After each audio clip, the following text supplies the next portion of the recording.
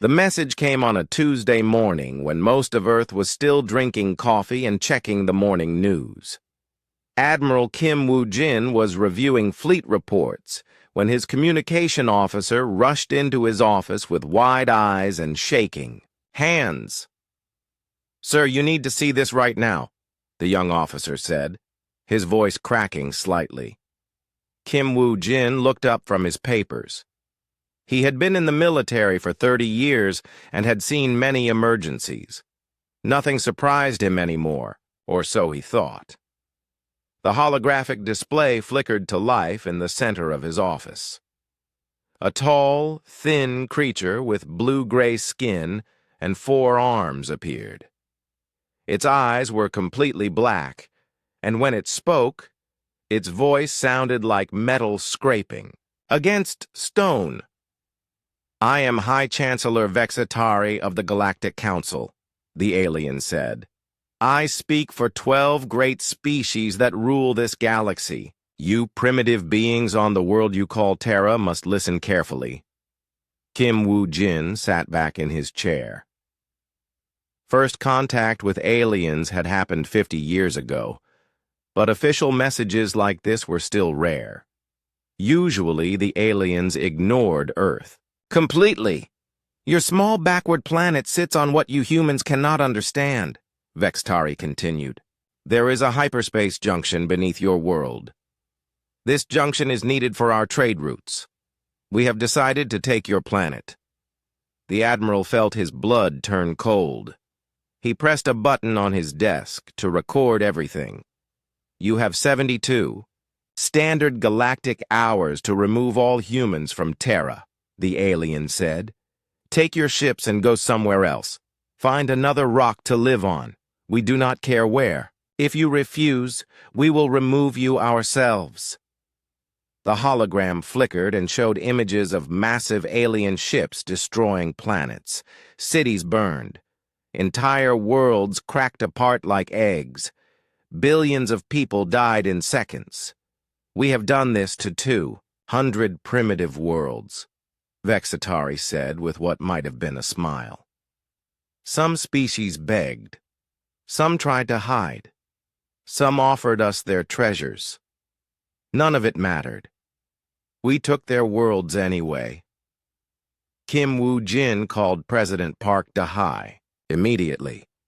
Within an hour, every important leader on Earth was sitting in the emergency meeting room deep beneath the capital city. The room was silent except for the hum of air recyclers and the quiet tapping of fingers on tables. President Park Dahai was a small woman with gray hair and steady eyes. She had led Earth through the Martian independence wars and the Great Asteroid mining crisis. She did not scare easily. "How many ships do they have?" she asked General Lee Ho-sung, the head of Earth's Space Forces. "Intelligence reports say over 50,000 combat vessels," Lee replied. "Our entire fleet has 847 ships." "What about our allies?" asked Foreign Minister Yang Soo-jin. "What allies?" Lee laughed bitterly. "Every species. We have met bows down to the Galactic Council. They are all terrified." Captain Choi Min-ho, a veteran who had fought in 3 different wars, raised his hand.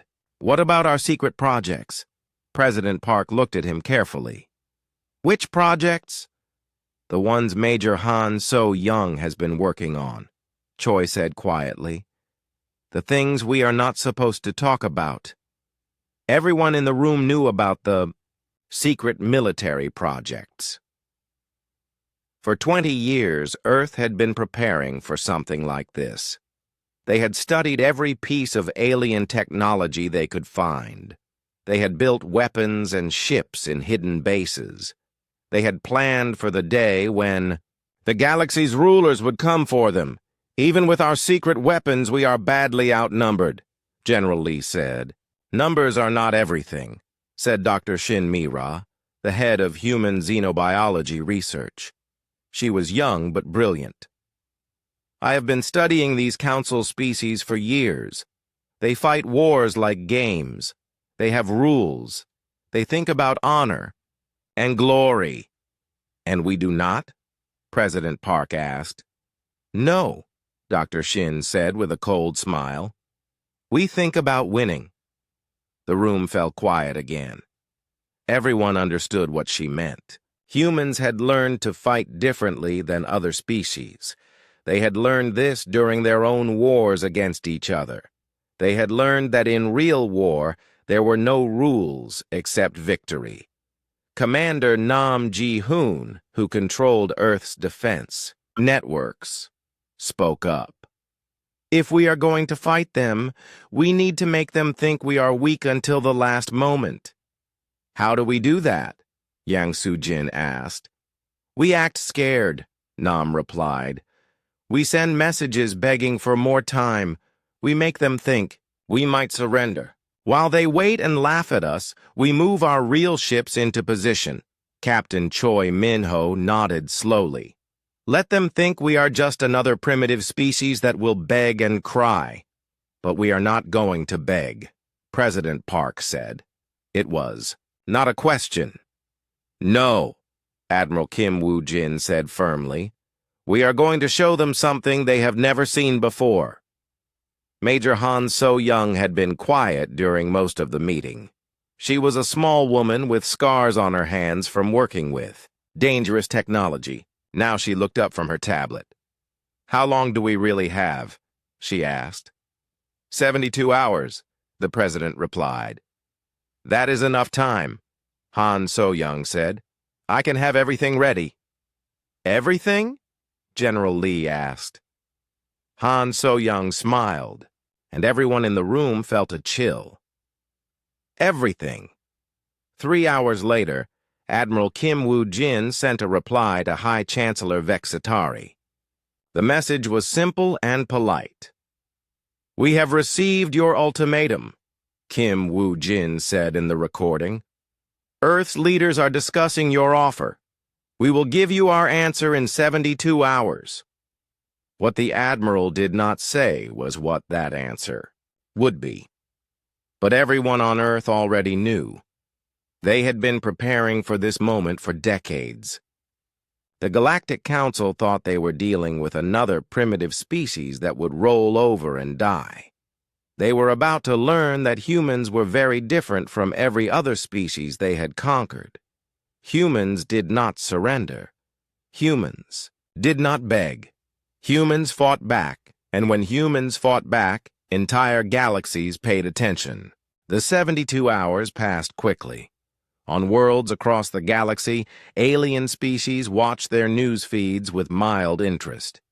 Another primitive planet was about to be conquered. It happened so often that most beings barely noticed anymore. High Chancellor Vexitari waited in his command ship above Earth. Around him floated screens showing the small human fleet. Their ships looked crude and simple compared to Council vessels. Vexitari had seen thousands of species surrender. He expected the humans to beg for mercy. Ambassador Yang Soo-jin appeared on the communication screen exactly on time. She was wearing a formal black suit and her face showed no emotion. Behind her stood Admiral Kim Woo-jin and President Park Da-hai. High Chancellor Vexitari, Yang Soo-jin said calmly. We have considered your ultimatum carefully. Good, Vexitari replied. I assume you are ready to surrender your world and leave, peacefully. Yang Soo-jin smiled. It was not a friendly smile. No, she said. We formally declare war on the Galactic Council and all 12 member species. The silence that followed lasted for nearly 10 seconds. Vexitari stared at the screen as if he had misunderstood the human language. You declare war? He asked slowly. On the entire Galactic Council? Yes, Yang Soo-jin replied. According to Galactic Treaty 847C, any species has the right to defend their sovereign territory against unlawful invasion. We choose to exercise that right. Vexitari began to laugh. The sound was like broken glass falling on metal. Around him, other council members joined in. The Krillian representative laughed so hard that he fell off his hover chair. The Dominion. War Prime slapped his knee with all four hands. "You have 800 ships," Vextari said when he stopped laughing. "We have over 50,000. Your most advanced weapon is barely equal to our training equipment." "Numbers are not everything," Yang Su-jin said quietly. This made the aliens laugh even harder.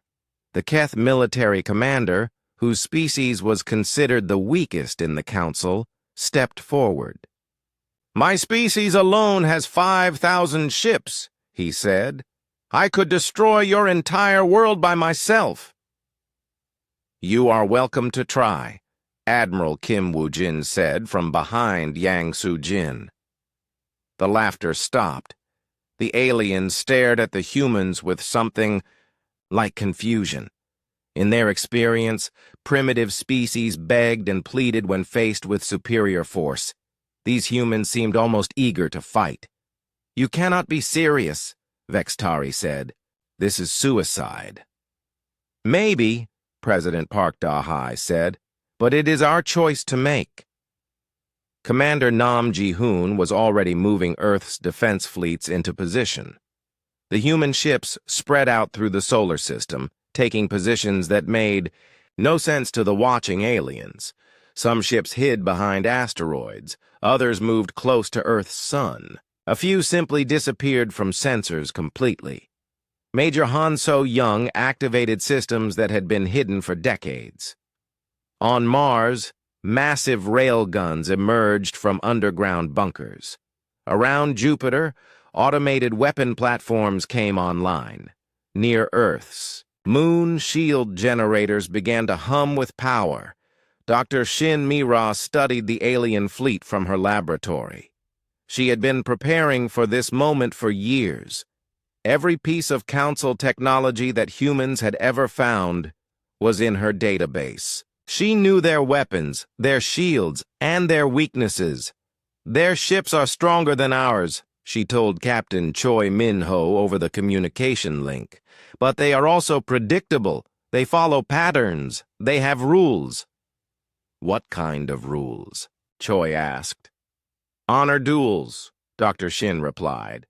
"They like to fight one-on-one, ship against ship. They think it is more civilized." Captain Choi smiled grimly. "We do not fight that way." "No," Dr. Shin agreed. "We fight to win." The news of humanity's declaration of war spread through council space like wildfire.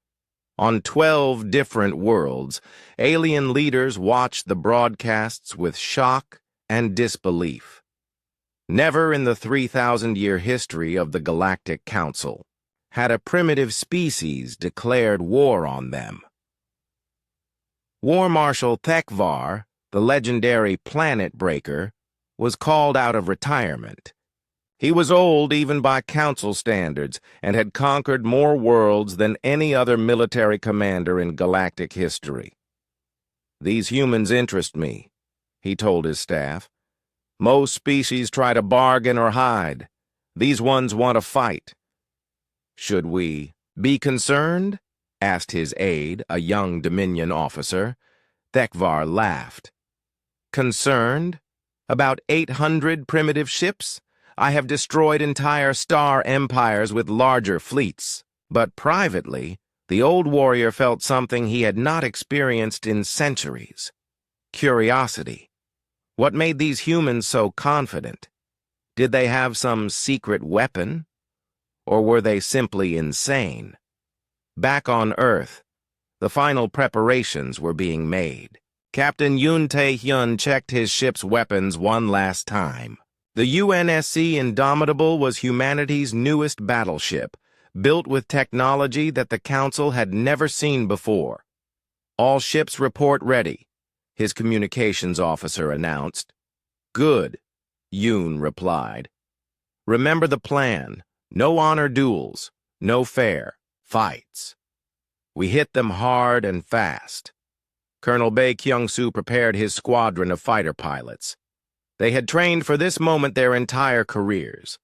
Unlike council pilots, who flew alone in single ships, humans worked in teams. They coordinated their attacks. They protected each other. Today, we show the galaxy that humans do not surrender, Bay told his pilots. Today, we show them that we fight differently than everyone else. High Chancellor Vextari made his final preparations. He would send a small force first, just 2,000 ships. It would be enough to crush human resistance and provide good entertainment for the rest of the council. Make sure to capture some of their leaders alive, he told War Prime Zekthul, who would command the attack force. I want to ask them why they thought they could fight us. Zekthul was confident. He had never lost a battle in his 400-year sea career. He had conquered species with millions of ships. These humans would be easy. How long should I give them to surrender once the battle begins? Zekthul asked. Do not give them any time, Vextari replied. Make an example of them. Let the galaxy see what happens to species that defy the Council. As the alien attack force moved toward Earth, humans across the solar system made their final preparations. They checked their weapons.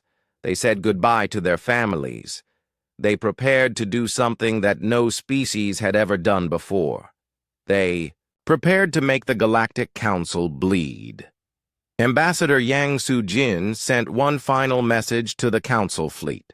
You still have time to turn around, she said calmly.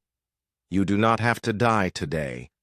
The response was immediate laughter from a dozen different species. Primitive fools, Vextari broadcast back. You will regret your arrogance. Yang Sujin turned off the communication and looked at Admiral Kim Woo-jin. They have made their choice, she said. Kim Woo-jin nodded. So have we. The greatest battle in human history was about to begin. War Prime Zekthul led his fleet of 2,000 ships toward Earth with complete confidence. In 400 years of warfare, he had never faced a species that could challenge Council technology. The humans would break like all the others.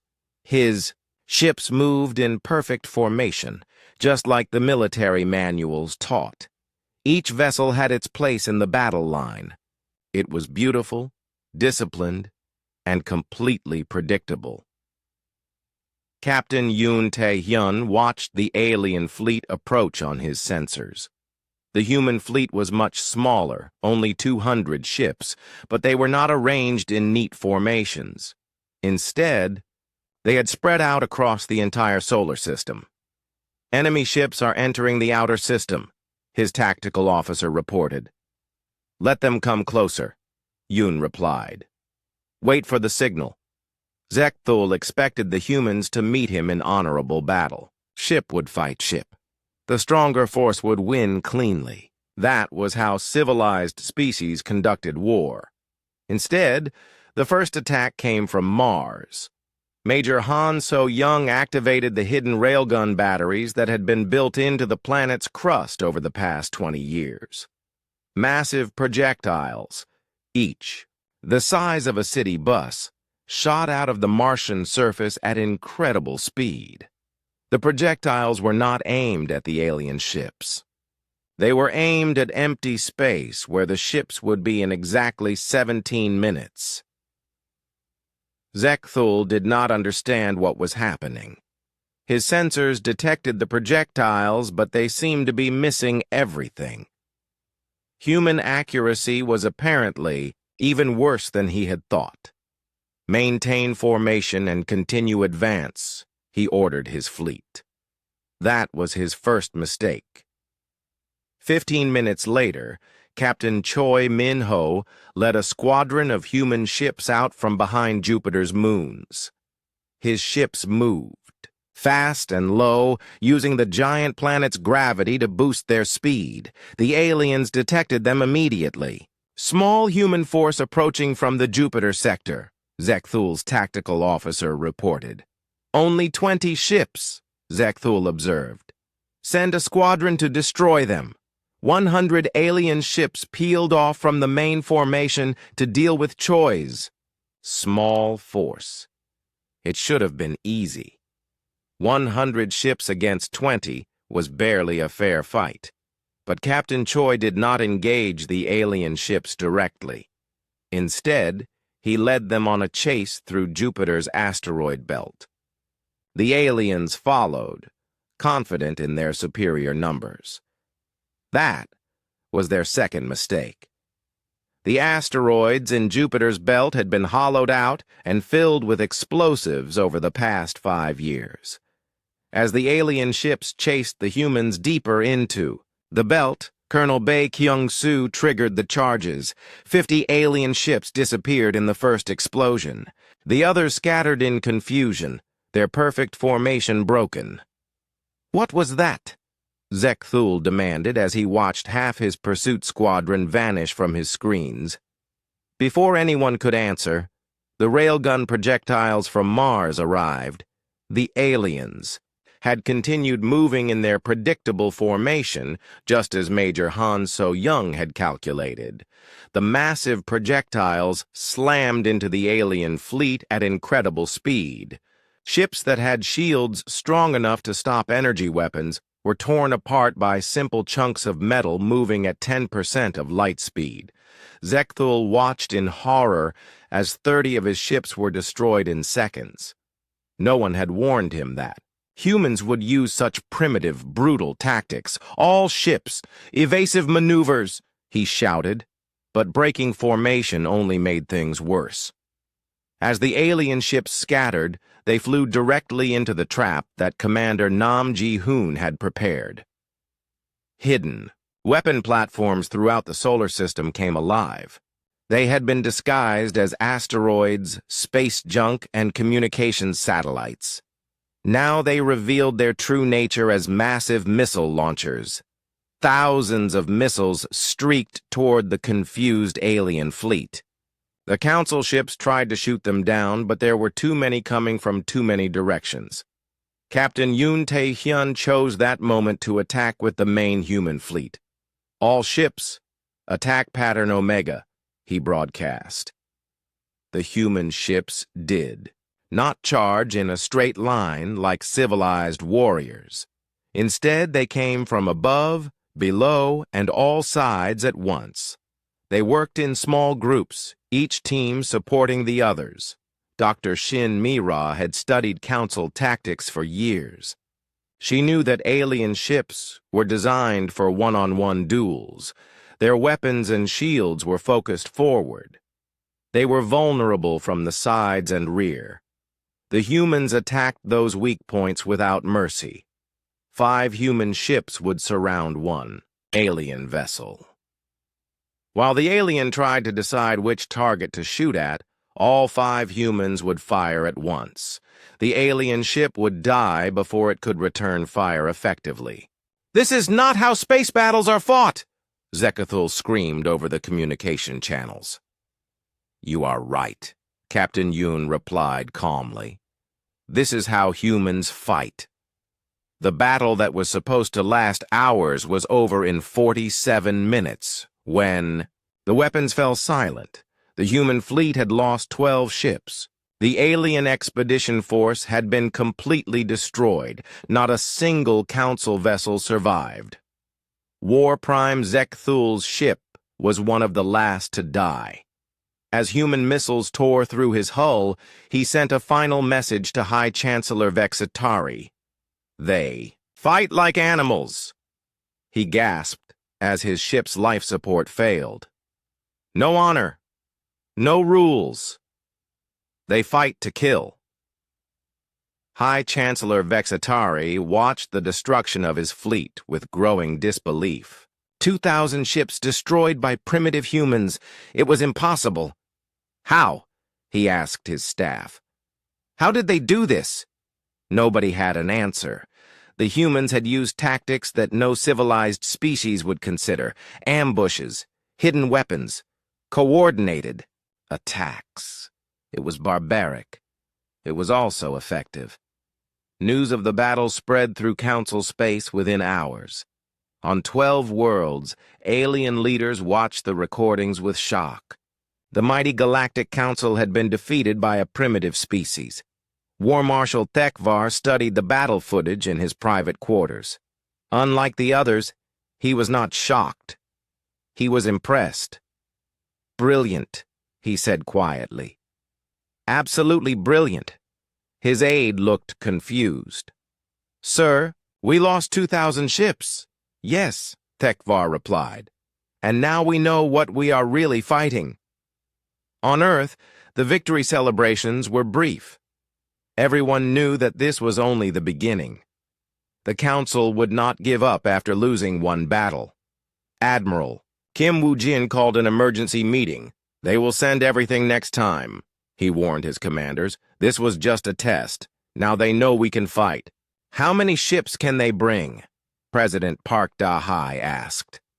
"All of them," General Lee Ho-sung replied grimly. "Maybe 15,000 ships." Captain Yoon Tae-hyun nodded. "We hurt them. Now they will try to hurt us back." But Major Han So-young was smiling. "Let them come," she said. "We have more surprises waiting." Dr. Shin Mi-ra was already analyzing the wreckage of alien ships. Human salvage teams had recovered technology and weapons from the destroyed Council vessels. Every piece would be studied, understood, and turned against its creators. "Their shields have a weakness," she reported, "and their faster-than-light engines work differently than ours. I think I can use that." Around Earth, human ships took new positions. The aliens would expect them to be weak after the battle. They would expect humans to hide behind their planet's defenses. They would be wrong again. Commander Nam Ji-hoon activated deep space sensors that had been hidden throughout nearby star systems. If the Council was sending their main fleet, humans would see them coming long before they arrived. The galaxy had learned something new that day. Humans did not fight like other species. They did not follow the rules. They did not care about honor or glory. They only cared about winning, and they were very, very good at it. The emergency session of the Galactic Council lasted for 3 days. 12 species that had ruled the galaxy for thousands of years now faced something they had never experienced before. A real challenge to their power. High Chancellor Vexitari stood before the assembled leaders, his 4 arms shaking with rage. "The humans destroyed 2,000 of our ships," he announced. "This insult cannot stand." War Marshal Tekvar had been called out of retirement to address the Council. The old warrior's reputation was legendary. He had broken entire star empires and conquered species with fleets 10 times larger than Earth's. "I have studied the human attack," Tekvar said slowly. "They do not fight like civilized beings. They use ambush tactics. They attack from multiple directions. They show no mercy." "Then we will show them none either," declared the Dominion representative. "We will mobilize the entire Council fleet." 15,000 ships, added the Krillian war leader. "The largest fleet ever assembled.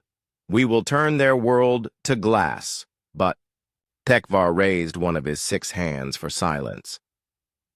"These humans are different from other primitive species. They have been preparing for war longer than we realized. On Earth, humans were indeed preparing, but they were not preparing to defend their world. They were preparing to attack." Admiral Kang Do-hyun revealed Project Pandora to Earth's military leadership.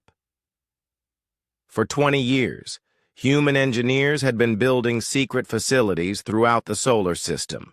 Hidden shipyards in the asteroid belt, automated defense platforms near Jupiter, weapon factories on the dark side of the moon. "We have been building ships in secret for decades," Kang announced. "The Council thinks we have 800 vessels. They are wrong." President Park Dahai stared at the holographic display showing thousands of human ships hidden throughout the solar system. How many do we really have?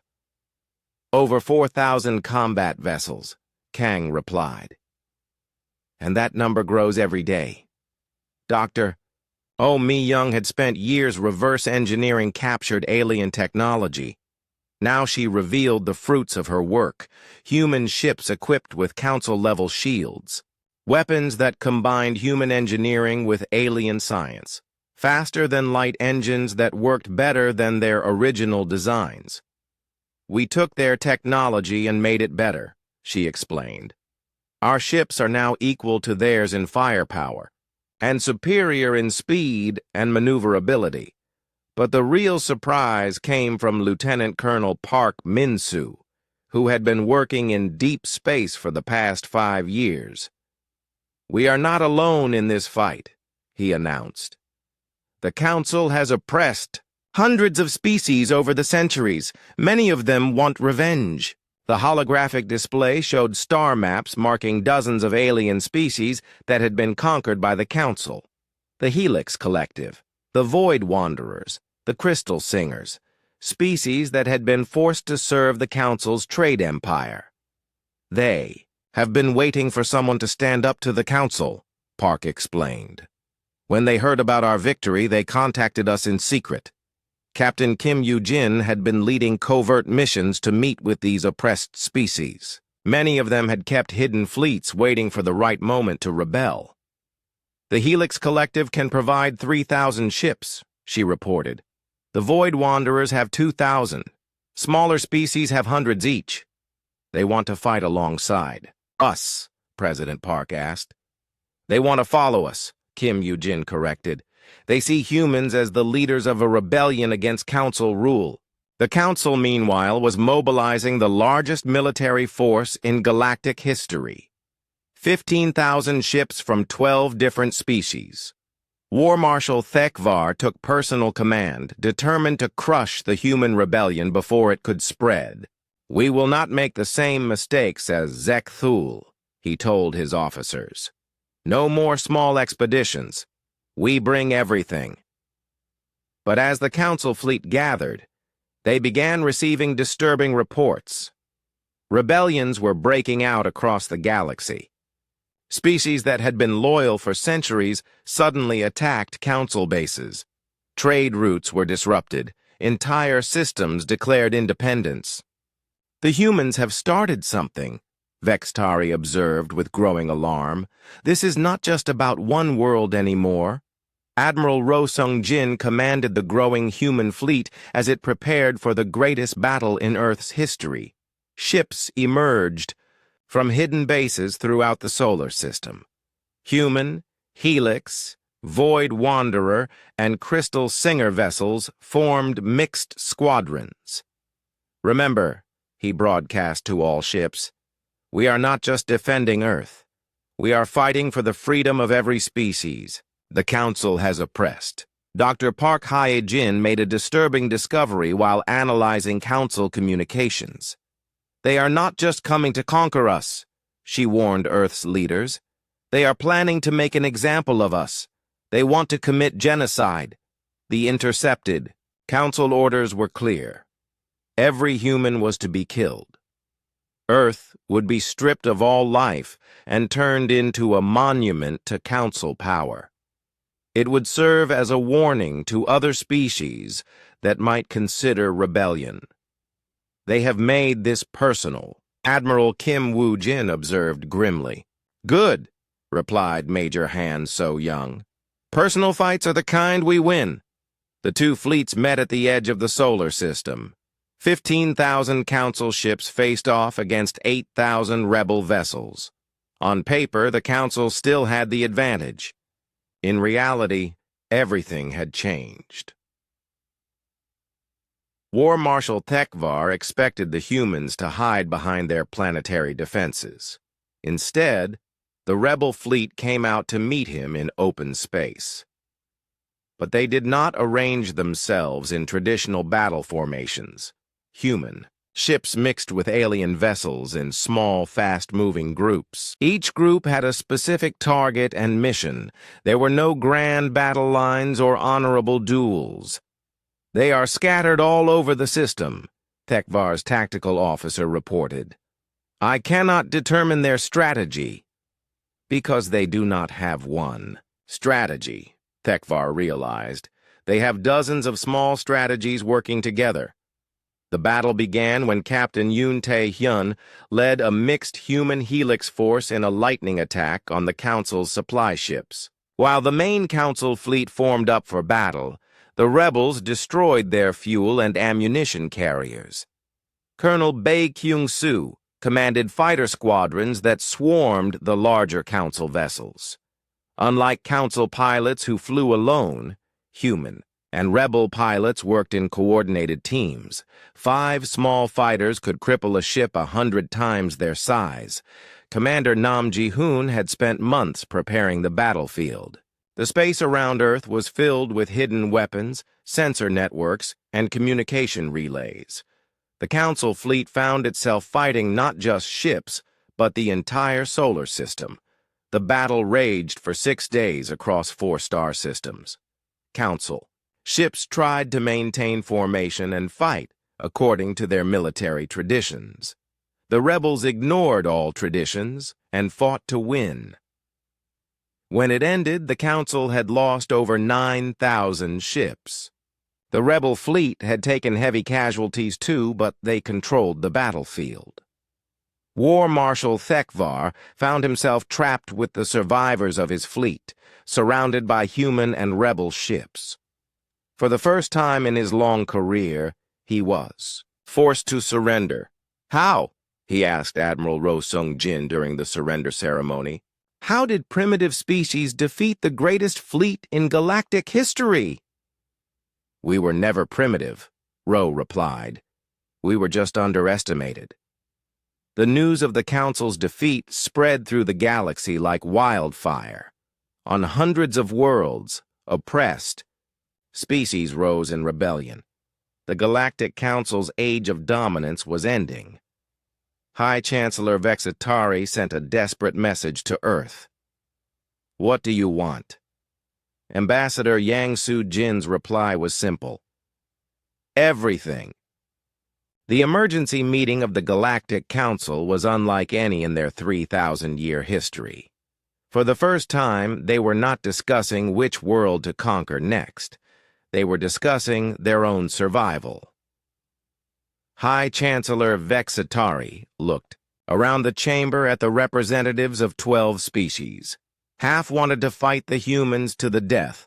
The other half wanted to negotiate before they lost everything. We have lost over 11,000 ships, he announced to the assembly.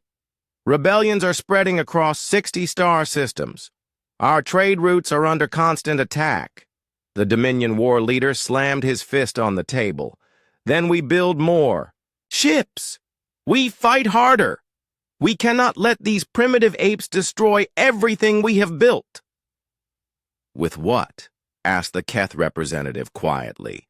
Our shipyards are being attacked by rebels. Our mining colonies have declared independence. We cannot even protect our own worlds anymore. War Marshal Tekvar, the legendary planet breaker, sat in chains as a prisoner of war. But the humans had allowed him to address the Council one final time. You still do not understand what you are fighting, he said to the assembled leaders. These are not primitive beings. They are the most advanced military species the galaxy has ever seen. Advanced? The Krillian ambassador laughed bitterly. They use weapons made of metal and explosives. And those simple weapons destroyed your fleets, Tekvar replied. While you were building prettier ships, they were building better strategies. On Earth, President Lim So-ra prepared for the most important diplomatic mission in human history. The Council had finally agreed to negotiate, but these would not be surrender talks. Humanity was dictating terms. The meeting took place on a neutral space station in the Centauri system. For security, Both sides brought their fleets. The Council had managed to gather 3,000 surviving ships. The humans arrived with over 8,000 vessels from dozens of species. Admiral Ro Sung-jin commanded the human fleet while President Lim led the diplomatic team. Dr. Park Ki-jin had prepared files on every crime the Council had committed over the centuries. Before we discuss the future, President Lim said as the negotiations began, we need to discuss the past. She activated a holographic display showing slave worlds hidden throughout Council space. Entire species forced to work in mines and factories. Planets stripped of all resources and left to die. We know about the illegal slave colonies, Dr. Park announced. We know about the experiments on primitive species. We know about the genocide of the Tau builders. The Council representatives looked uncomfortable. These were secrets they had kept for millennia. How did you learn about this? Vextari asked. We have been studying you for 50 years, President Lim replied. Every species you conquered kept records. Many of them are now our allies. Captain Kim Yoo-jin had spent months gathering evidence from rebel species across the galaxy. The Crystal. Singers had kept detailed records of Council atrocities. The Void Wanderers had preserved the history of extinct civilizations. The galaxy deserves to know the truth, Kim Yoo-jin said, about what the Council really is. The negotiations lasted for weeks. The Council tried to maintain some of their power, but the humans had advantages they never expected. Commander Nam Ji-hoon revealed that human spy networks had been operating in Council space for decades. They knew the location of every important base, every secret facility, every hidden fleet. We have been watching you since first contact, he explained. We knew this day would come eventually.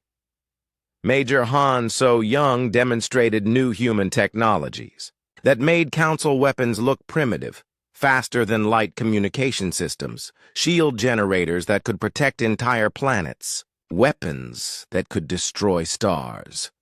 We did not just copy your technology, she said. We improved it and built things you never imagined.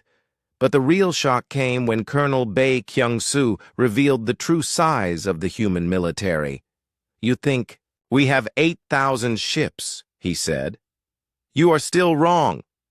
The holographic display showed hidden human fleets throughout the galaxy, ships that had been secretly built in rebel star systems, entire battle groups that the Council had never detected. We have over 20,000 combat vessels, Bae announced, and we are building more every day. The Council realized they were not negotiating from a position of strength. They were begging for mercy. What do you want? Vextari asked finally. President Lim smiled. We want to rebuild the galaxy properly. The final agreement was simple but revolutionary. The Galactic Council would be dissolved. In its place would be the Galactic Assembly, where every species had an equal voice. All slave worlds would be freed immediately. War crimes trials would be held for Council leaders who had committed genocide. Reparations would be paid to species that had been oppressed. Admiral Kim Woo-jin would command the new Galactic Defense Force, with ships from every member species. The force would protect all worlds equally, not just the powerful ones. This is not conquest, President Lim explained. This is liberation. Some Council species refused to accept the new order. The Dominion tried to fight on alone with their remaining ships. Captain Yoon Tae-hyun led the fleet that destroyed them in a final battle near their home world. The Krillians attempted to retreat to their secret bases in the Outer Rim. Lieutenant Colonel Park Min-soo tracked them down with rebel forces and captured their leaders. Within a year, the old Galactic Council was nothing but history. The first session of the Galactic Assembly was held on Earth. Representatives from over 200 species gathered in a massive space station built in orbit around humanity's home world. President Lim gave the opening speech to delegates from across the galaxy. "For too long the strong have oppressed the weak," she said. "Today we begin something new. Today we build a galaxy where every species has the right to be free." Captain Kim Woo-jin commanded the first mixed-species fleet in galactic history. Human ships flew alongside vessels from dozens of former enemies. They patrolled trade routes that were now open to everyone, not just council species. Dr. Oh Mi-young shared human technology freely with any species that wanted it. Faster than light. Communication, advanced medicine, clean energy systems. Knowledge that the Council had hoarded was now available to all. War Marshal Tekvar, now serving a life sentence for war crimes, was visited by Admiral Ro Sung-jin in his prison cell. "I have a question," the old alien warrior said. "How did your species do what we never could?" "What do you mean?" Ro asked. "Unite the galaxy," Tekvar replied. "For 3,000 years we ruled through fear, but fear only lasts as long as you are the strongest. You have united species through something else." Admiral Ro thought about it carefully. "Hope," he said finally. "We gave them hope that things could be better. The galaxy was indeed better. Trade flourished between species that had been enemies for centuries. Scientific discoveries were shared freely. Wars became rare as disputes were settled through the assembly, but humans remained vigilant. They remembered that freedom had to be protected. The Galactic Defense Force grew stronger every year, ready to defend any species that faced oppression. On Earth, children learned about the war that had changed everything. They learned that sometimes the smallest voice could shout the loudest, that sometimes the weakest could become the strongest. They learned that when humans were asked to surrender, they had given a different answer. They had shown the galaxy that some things were worth fighting for, and they had won.